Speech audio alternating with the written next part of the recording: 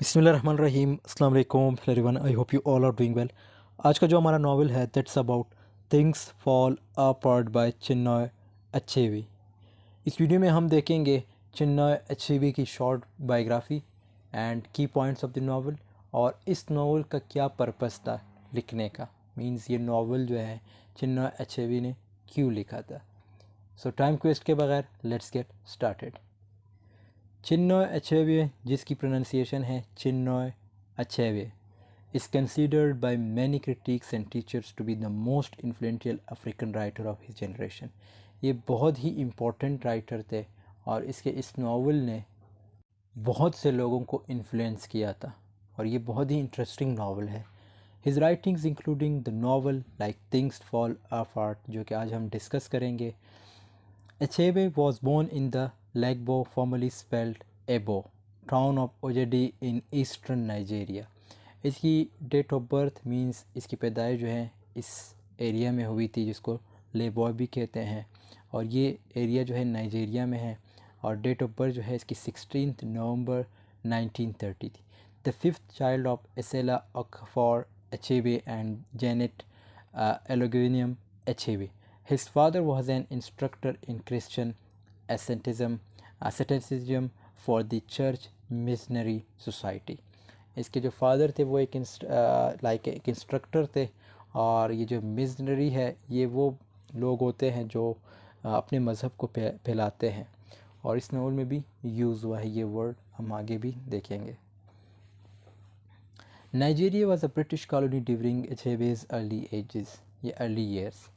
तो नाइजीरिया ख़ुद ब्रिटिश की कॉलोनी थी उस वक्त जब ये यंग थे Chinua Achebe. And educated English speaking families like the Achebes occupied a privileged position in the Nigerian power structure. और चिन्मय अचेबे की जो पोजीशन थी मींस पोजीशन वगैरह वो भी प्रिविलेज्ड पोजीशन थी, लेकिन इन पे जो हुकूमत थी वो ओबियसली किन की थी, ब्रिटिशर्स की थी। तो इन किस्म का जुल्म भी इन पे होता था और यही चीज़ें इसने इस नावल में भी बताया गया है। His parents even named him Albert. इसके जो पेरेंट्स थे इन्होंने इसका नाम क्या रखा था, Albert, after Prince Albert, Prince Albert के बाद। The husband of queen Victoria. अब ये कौन थे, ये जो प्रिंस एल्बर्ट थे ये हस्बैंड थे किसके, queen Victoria of great Britain. Great Britain के जो क्वीन थी क्वीन विक्टोरिया, ये उसके हस्बैंड थे Albert Prince. Achebe himself choose his Igbo name when he was in college. तो फिर इसने अपने लिए जो इसकी सोसाइटीज़ में रखा जाता है वो नाम इसने अपने लिए चूज़ किया जब ये कॉलेज में था। यहाँ से जो है इसके की पॉइंट्स स्टार्ट होते हैं। इस नावल के जो की पॉइंट्स है वो बहुत इंपॉर्टेंट हैं। The first novel of Chinmay Achebe, Things Fall Apart, is recognized as a literary classic and is taught and read everywhere in the English speaking world। ये नावल बहुत सी जगहों पे पढ़ाया जाता है, जिधर भी इंग्लिश स्पीकिंग कंट्रीज़ होंगी वहाँ पे ये नावल ज़रूर पढ़ाया जाता है। इवन ये एशिया है, अब पाकिस्तान या इंडिया, इसमें तो ओबियसली इंग्लिश लैंग्वेज इनकी ऑफिशियल लैंग्वेज थोड़ी है या सॉरी नेशनल लैंग्वेज थोड़ी है। ये तो इनकी जो है लाइक नेशनल लैंग्वेज जो है इनकी अपनी है जैसे उर्दू या हिंदी, लेकिन यहाँ पे भी ये नावल जो है आपको पढ़ाया जा रहा है। The novel has been translated into at least 45 languages. तो आप अंदाज़ा लगा लें कि इस नावल को 45 लैंग्वेजेस में जो है ट्रांसलेट किया जा चुका है। And sold several million copies, और इसकी बहुत ज़्यादा कॉपीज़ भी सोल्ड हुई है। अ ईयर आफ्टर पब्लिकेशन, जैसे ही एक साल के बाद, the book on the Margaret Wong Memorial Prize, और ये उसे एक प्राइज़ भी मिली थी। अ मेजर लिटरेरी अवार्ड, ये एक अवार्ड है। 25 चैप्टर्स है इस नावल के और इन 25 चैप्टर्स को हम नेक्स्ट वीडियो में समरी के साथ कवर करेंगे, लेकिन इसके जो की पॉइंट्स है वो बहुत इंपॉर्टेंट है। अगर आप यही की पॉइंट्स भी क्वेश्चन जब आता है तो आप इनको लिखेंगे तो टीचर पे एक अच्छा इफ़ेक्ट पड़ता है कि लड़के ने जो है या मतलब उसने जो है अच्छा सा रीड आउट किया है। The novel takes its title from a verse in the poem The Second Coming by W.B. Yeats, an Irish poet, essayist and dramatist। अब ये इस पॉइंट को समझना बहुत ज़रूरी है। इस पॉइंट को मैं आप लोगों को समझाने के लिए एक और स्टोरी जो इस नावल के साथ इंक्लूड है। देखो, ये नावल एक नावल हुआ करता था जिसका नाम था Mister Johnson by Joyce Cary. एक नावल किसने लिखा था, जॉयस कैरी ने, और उस नावल का नाम क्या था, मिस्टर जॉनसन। जब चिन्मय अचेबे इस नावल को पढ़ते हैं तो उसे लगता है कि इस नावल में, कौन से नावल को जब वो पढ़ते हैं, मीन्स ये जो राइटर है चिन्मय अचेबे, ये जब उस नावल को पढ़ते हैं जो जॉयस कैरी ने लिखा था, मिस्टर जॉनसन। मिस्टर जॉनसन एक नावल है और किसने लिखा था, जॉयस कैरी ने। तो जब चिन्मय अचेबे इस नावल को पढ़ते हैं, इस नावल में अफ्रीकन की बहुत ज़्यादा इंसल्ट की गई है। और फिर इसने ये नावल लिखा था, तब मतलब इसने ये जो थिंग्स अप फॉल अपार्ट ये नावल इसने लिखा। तब इसने ये सेंटेंसेस बोले थे कि Joyce Cary's mister Johnson appear to have negatively impacted and prompted Achebe to respond to the biased European colonial portrayal of Africa and Africans. That initial written response was Things Fall Apart. और इसका title लिया गया है, जैसे यहाँ पे इन्होंने mention भी किया है, W.B. यीट्स की पोएम द सेकंड कमिंग से। इस नावल की सेटिंग रखी गई थी नाइजीरिया में 1890s में। और इस नावल को आप दो पार्ट्स में फिर डिवाइड कर सकते हैं, एक बिफोर कॉलोनाइजेशन या आफ्टर कॉलोनाइजेशन। और इनके कल्चर पे बहुत बड़ा इफ़ेक्ट पड़ा था कॉलोनाइजेशन का, कि इनके कल्चर पे जो नाइजीरिया का कल्चर था उस पर बहुत बड़ा इफ़ेक्ट पड़ा था। खैर ये तो फिर हम समरी में देखेंगे कि किस तरह उस पर इम्पैक्ट पड़ा था और किस तरह लोगों ने फिर जो है अपनी कल्चर को डिपेंड किया भी था या नहीं किया था, ये हम नेक्स्ट वीडियो में देखेंगे। Chinua Achebe's Things fall Apart is probably the most authentic narrator ever written about life in Nigeria at the time. जैसे अभी हमने बात की थी कि ये नावल स्पेशली नाइजीरिया के बारे में लिखा गया है, कि नाइजीरियन कल्चर जो इनका अपना कल्चर था वो उसको किस तरह ये लोग जो किस तरह डोमिनेट कर रहे थे, कौन, ये जो ब्रिटिशर्स वहाँ पे आए थे, मतलब अंग्रेज़, किस तरह उनको जो है उनके कल्चर्स को ख़त्म करने की कोशिश की गई थी।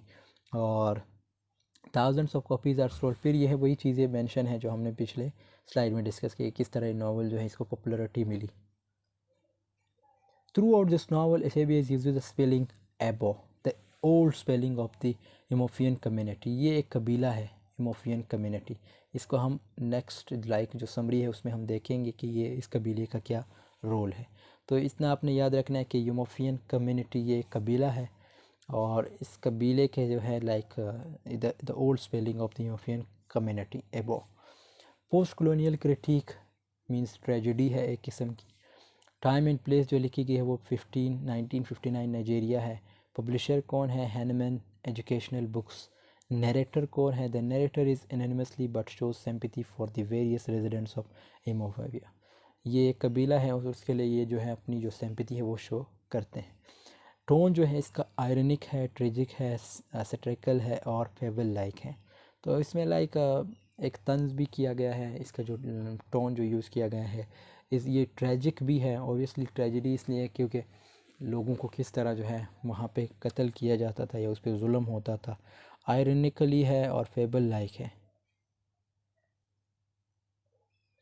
पॉइंट ऑफ व्यू की अगर बात करें, the narration is the third person. Narration जो है वो थर्ड पर्सन है और ये उसकी एक्सप्लेनेशन है। बाकी ये करेक्टर्स है, ये जब हम करेक्टर्स और समरी की वीडियो एक साथ देखेंगे तब आपको समझ आएगी कि ये ओकोंको वो कौन करेक्टर था। ओकोंको ये एक करेक्टर है हमारे पास जो कि मेन करेक्टर है इस नावल में।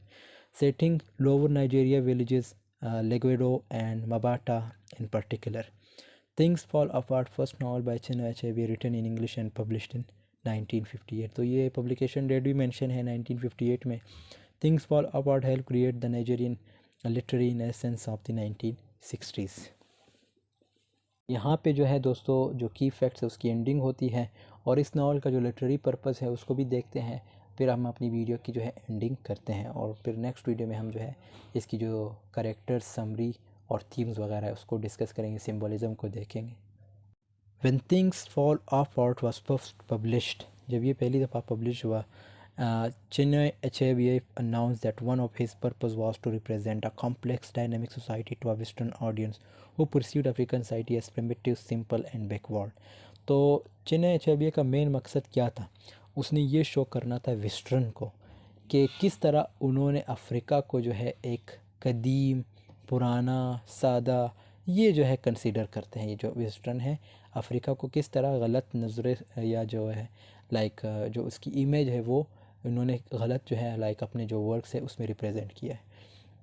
अनलेस अफ्रीकन्स को tell their side by their of their story, तब तक ये नहीं जान पाएंगे जब तक हम अपनी स्टोरी खुद ना बताएं। मीन्स ये किसका मानना था? अफ्रीकन्स का।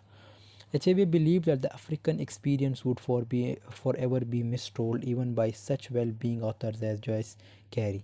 जैसे हमने स्टार्ट में बात की कि जॉयस कैरी कौन था, ये इसने एक नावल लिखा था। नावल का क्या नाम था? Mister Johnson.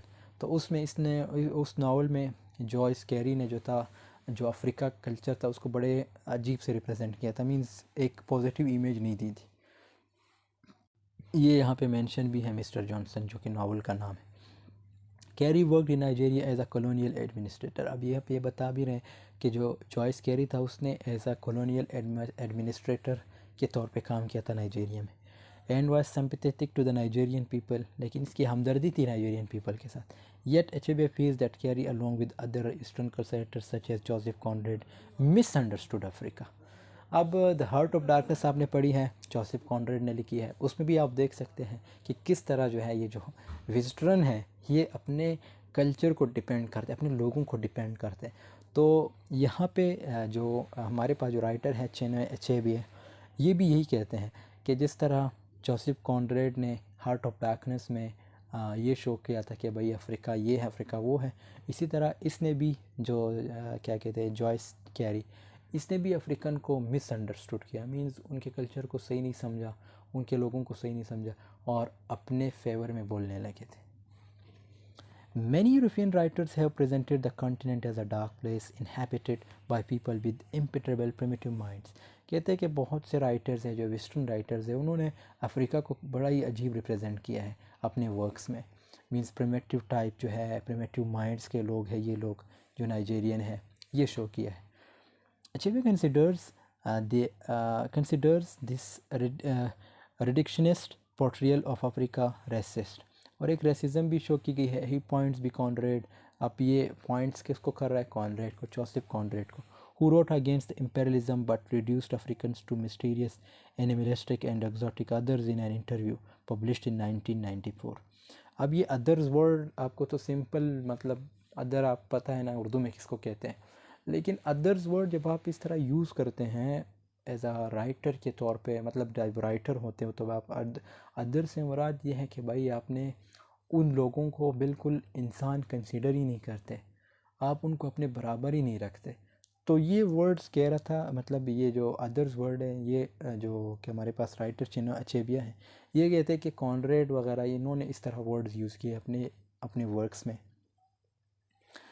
So published in 1994, जिसमें उन्होंने पब्लिश किया था, एक इंटरव्यू में इन्होंने कहा था कि जो पब्लिश हुई थी 1994 में।